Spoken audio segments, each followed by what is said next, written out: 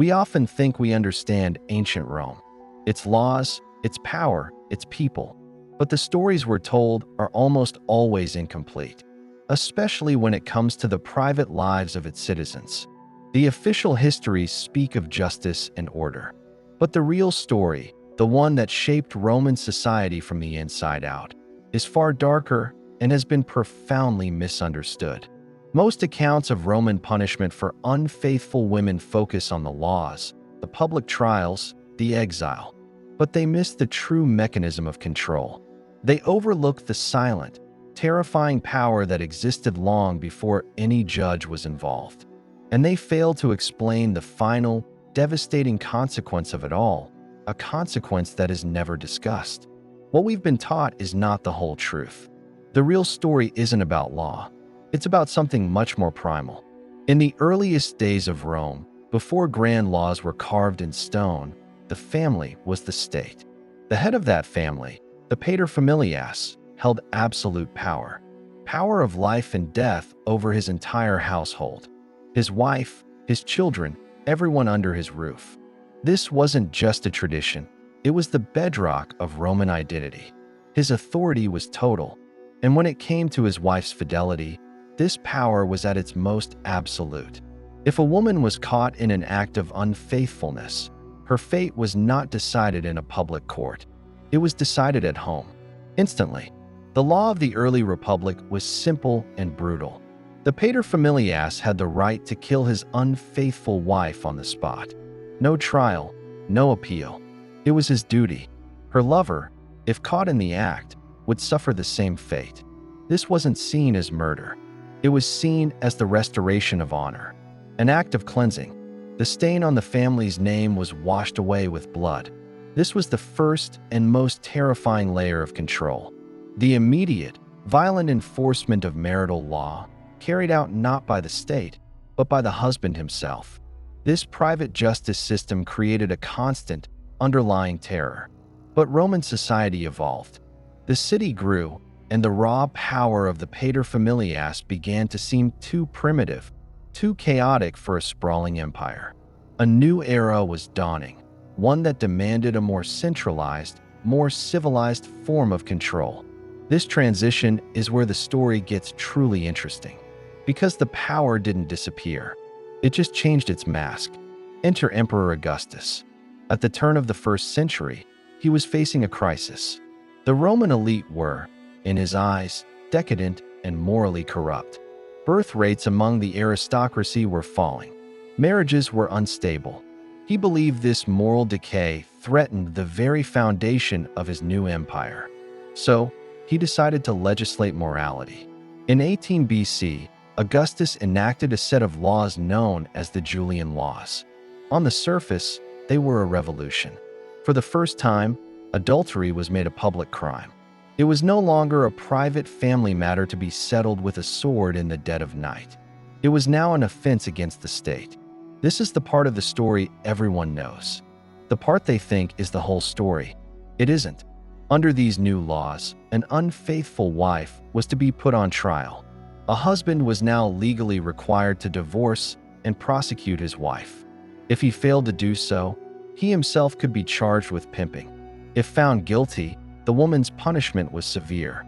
She would lose half of her dowry and a third of her property. Then, she would be exiled, banished to a remote, barren island, often for life.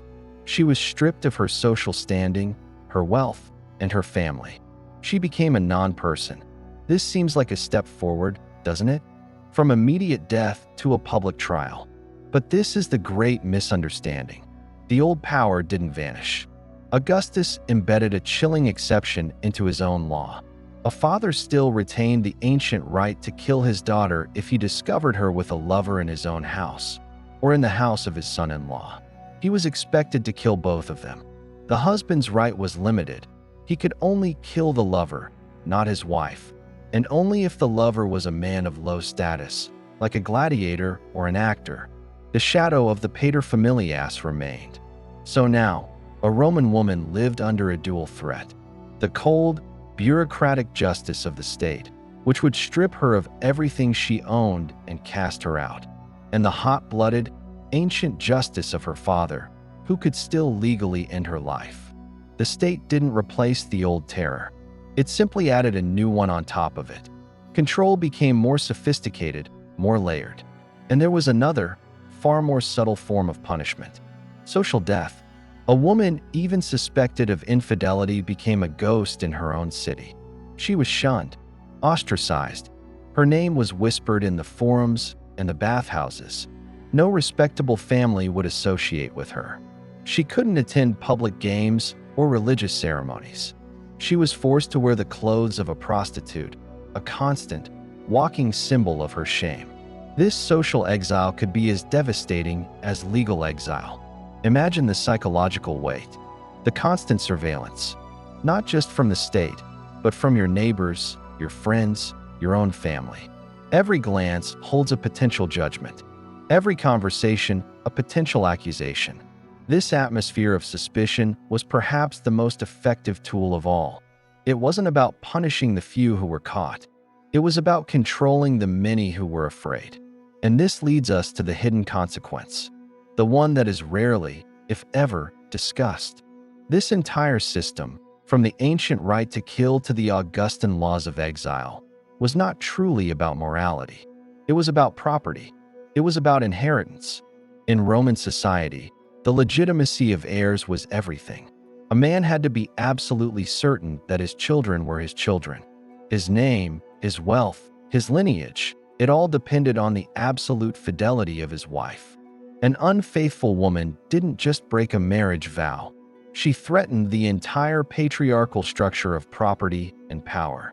She introduced uncertainty into the one thing that had to be certain: the bloodline. A child of illegitimate origin could inherit a fortune, a name, and a legacy that did not belong to him. From the Roman perspective, this was a catastrophe. It was a corruption of the social and economic order. This is the truth that's often missed. The punishments weren't about love or betrayal in the modern sense. They were a brutal form of asset protection. The woman's body was not her own. It was a vessel, a conduit through which a man's legacy passed to the next generation. And the system was designed with one ultimate goal: to ensure the purity of that vessel at all costs. Every law, every social custom, every threat of violence was a lock on the system of inheritance. The woman wasn't just a wife. She was the guarantor of a man's immortality through his sons. Her unfaithfulness was a threat to his very existence beyond the grave. When you see it this way, the severity of the punishments suddenly makes a cold, calculated sense. It was never about her feelings. It was about his future. And that is the final, unsettling realization. The story of how Rome punished unfaithful women is not a story about justice. It's a story about control. Control over property, over lineage, and over the future. The woman was at the center of it all, not as a person, but as a critical piece of social machinery. The laws weren't there to make people moral. They were there to make the system of inheritance unbreachable. And the ultimate price of that system was paid by women in fear, in shame, in exile, and in blood. The story we are told is one of law and order. The real story is one of property and power, enforced with absolute terror. If this story made you see history in a new light, let me know your thoughts in the comments. Share this with someone who needs to hear it, and subscribe for more hidden truths. Thanks for watching.